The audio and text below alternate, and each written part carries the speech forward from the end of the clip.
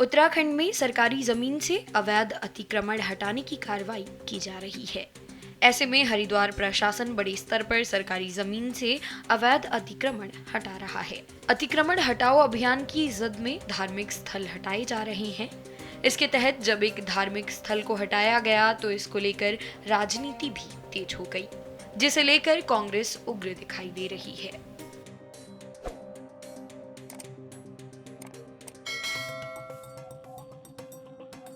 जो मानो दरगाह हटाई गई है, दरगाह हो या मंदिर कोई भी हो, टाइम दिया गया था कि मंगल तक के हम कुछ नहीं करने के, सिर्फ हमें टाइम दिया गया मिलने के लिए। दूसरे लोग आए उनसे मिलकर तोड़वा के तरफ कर दी। सिर्फ हमारा कहना यह है कि जब हमें टाइम दिया गया था उसके बीच में क्यों तोड़ी गई। बात कांग्रेस बीजेपी मंदिर मस्जिद मजार की नहीं है, वो एक समाधि थी, हिंदुओं का आस्था का प्रतीक था। और एलआईयू के और डीएम साहब की खुद की स्टेटमेंट है कि वो हिंदुओं ने चार दीवारी वहां पे कराई थी।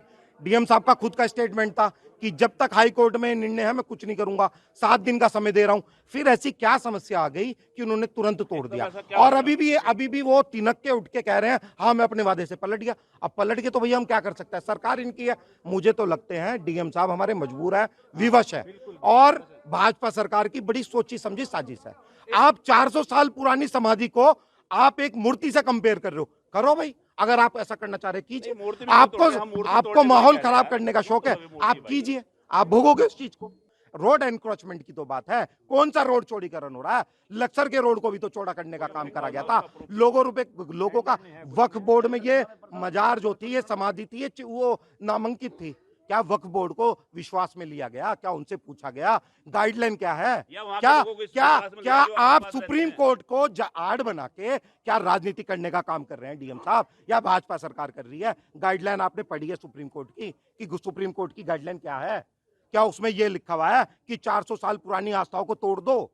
अगर है तो बैरागी कैंप में जितनी दुनिया भर के एनक्रोचमेंट हुए हैं तोड़ो उन्हें, जो 10 साल 5 साल पुराने। मैं तो जब मानूं इस सरकार को भी और डीएम साहब को भी कि बैरागी कैंप में जितना दुनिया भर का एनक्रोचमेंट है, जो सिंचाई विभाग की और ये जमीनें कब्जा रखी है, उनको भी तोड़ने का काम करें। देखिए, जिस तरह से मंदिर और मजार जनता की भावनाओं से, आस्था से जुड़े हुए सवाल हैं, तो जनता को और जनप्रतिनिधियों को विश्वास में लेकर के मिलने का समय दिया गया। एक हफ्ते का समय बात कर रहे हैं सुप्रीम कोर्ट के हवाले, नियम के हवाले की जो आदेश हुआ उसके हवाले के। लेकिन क्या दिक्कत आ गई थी, समय से पहले उसे ध्वस्त करा दिया गया। सम्मानजनक तरीके से बात होनी चाहिए थी। जो व्यवहार किया गया जिलाधिकारी के द्वारा बहुत दुर्भाग्यपूर्ण। अब क्या वार्ता हुई आज? अब निश्चित रूप से आगे बात करते हैं, जिस तरह की आगे की रणनीति होगी वो रणनीति बनाई आज जाएगी। क्या क्या वार्ता हुई है? अभी इसी बारे में बात हो रही थी, जिस तरीके से समय से पहले तोड़ दिया गया, कोई ऐसा आश्वासन हमें नहीं मिला, इस तरह की बात उनकी तरफ से नहीं हुई, तो आगे बात करते हैं। देखिए, ये हमारे सम्मानित जनप्रतिनिधि हैं और सम्मानित जनप्रतिनिधियों से इन्होंने समय लिया था,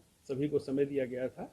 हालांकि इनके साथ और भी काफ़ी लोग आ गए थे, लेकिन उसके बावजूद भी सभी से बैठ के बातें सुनी गई।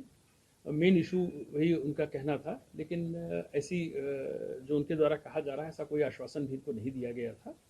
और प्रशासन जो भी काम करता है वो देश काल परिस्थितियों को ध्यान में रख के करता है। चूँकि ये प्रकरण हाईकोर्ट पे गया था, लेकिन बाद में ये जानकारी आई कि ये इसको डिफेक्ट में पड़ गई थी रिट, ये बड़ी लंबे समय की संभावना हो गई थी। और माननीय सर्वोच्च न्यायालय का 2018 का सविता कुमार का बड़ा स्पष्ट आदेश है, उसकी कॉपी मैं आप लोग को दे दूंगा। उसमें यहाँ तक कहा गया है कि यदि सार्वजनिक मार्ग पर कोई ऐसी चीज़ें पाई जाती हैं तो उसमें आपको नोटिस देने की भी आवश्यकता नहीं है। इनको बाकायदा 1 सप्ताह का समय दिया गया और इनके कम से कम 4-5 डेलीगेशन अलग अलग आ गए। किसी डेलीगेशन का कुछ कहना था, किसी का कुछ कहना था। एक डेलीगेशन सहमत भी था कि हाँ उसको हटा दिया जाए सम्मानपूर्वक, लेकिन बाद में जब ये परिस्थितियां बनने लगी कि इस माहौल को दूसरी तरफ ले जाने का प्रयास किया जा रहा है, तो प्रशासन को तात्कालिक रूप से उसमें निर्णय लेना। बाहर जाने के बाद क्या रिएक्शन आया, क्यों आए, इस संबंध में जानकारी कर रहा हूं मैं। लेकिन जो भी ये अतिक्रमण, जो अवैध अतिक्रमण तोड़ा जा रहा है, इसमें पूरी कमेटी बनी, जिससे पुलिस के अधिकारी, एलआईयू के भी लोग हैं, साथ ही साथ प्रशासनिक अधिकारी भी हैं। जो इनपुट आ रहे थे, बीच में मुद्दा आया था, इस मुद्दे के लिए लगातार वार्ता चल रही थी, लेकिन इस मुद्दे के बाद ही कहीं ऐसे इनपुट आए कि उत्तर प्रदेश के कुछ सरहदी जनपदों से काफ़ी लोग के आने की संभावना, लॉ एंड ऑर्डर क्रिएट करने की संभावना, देहरादून से भी कुछ लोग के आने की संभावना। इस इनपुट को देखते हुए एक कमेटी के रिकमेंडेशन पर ही कार्रवाई की गई। कोई एक धर्म संप्रदाय के लिए नहीं, सभी जगह कार्रवाई चल रही जहां भी अवैध अतिक्रमण, और आगे भी इस तरह से जारी रहेगा।